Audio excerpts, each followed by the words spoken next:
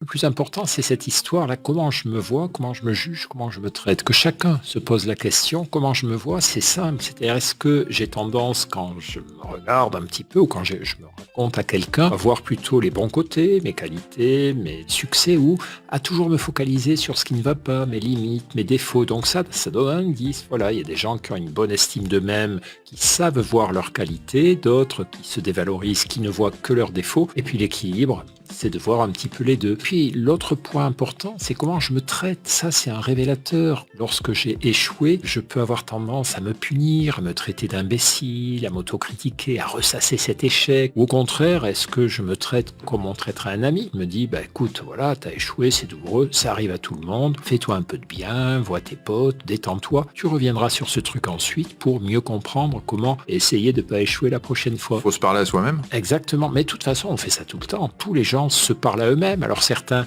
se parlent en se disant allez Michel, tu vas y arriver, c'est bon. Ils se disent tu. D'autres, c'est plutôt non, il faut que j'y arrive, il faut que je fasse ça. Ou au contraire, j'ai très peur de ne pas y arriver. Ça s'appelle l'endophasie, c'est le terme technique, les paroles à l'intérieur de notre tête. Tout le monde fait ça. La bonne estime de soi, c'est se traiter comme on traite un ami, c'est-à-dire avec bienveillance. On ne le dézingue pas quand il échoue, quand il est en difficulté. On ne lui dit pas t'es nul, t'aurais jamais dû faire ça, ce qu'on se dit parfois. À côté de cette bienveillance, on le traite avec exigence. Quand il déconne, on lui dit non, Michel, faut pas faire ça, c'est pas bon, essaie de voir les choses autrement. Donc exigence et bienveillance, ça c'est le bon rapport à l'estime de soi. Et ce qu'on appelle l'ego, c'est la partie inquiète de l'estime de soi. L'ego, c'est quand tu arrives dans un groupe et qu'au lieu de t'intéresser aux gens, tu t'intéresses à toi. C'est l'égo-anxiété et la mauvaise estime de soi, finalement, pour faire un mauvais jeu de mots. C'est-à-dire, tu te dis, qu'est-ce qu'ils vont penser de moi? Si t'es complexé, tu dis, pourvu qu'ils repèrent pas mes défauts, je vais rester un peu en retrait. Si t'es un petit peu prétentieux, narcissique, tu dis,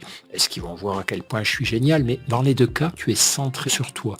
La bonne estime de soi, c'est ce qui nous libère de nous-mêmes, parce que quand on arrive dans un endroit, que ce soit au boulot, pour des loisirs, etc., ce qui nous intéresse, c'est ce qu'il y a autour de nous. On dit, tiens, qui sont ces gens? Comment ils fonctionnent? Qu'est-ce qu'ils ont de drôle ou d'intéressant à raconter? Quand on parle de toi, des gens qui nous disaient Christophe André nous a appris à prendre des moments pour soi. Pensez à vous, pensez à votre estime de vous, de soi, de toi. Comment on traduit ça concrètement dans son quotidien? Prendre soin de soi, c'est pas être obsédé par soi-même, c'est pas toujours être en train de se préoccuper de sa santé, de son image sociale, de son apparence physique, etc. Mais c'est comprendre qu'on va passer toute notre vie avec nous-mêmes. Et donc, faut pas nous maltraiter, faut pas nous négliger, faut pas nous oublier. Et donc, prendre soin de soi, quand je parle de méditation, ça veut dire de temps en temps, ne faites rien. Lâchez les actions, lâchez les distractions, lâchez les écrans. Posez-vous, respirez et contentez-vous de vous sentir en vie. Posez-vous chez vous sans allumer aucun écran, sans rien faire. Sentez que vous respirez, sentez comment ça se passe dans votre corps. Laissez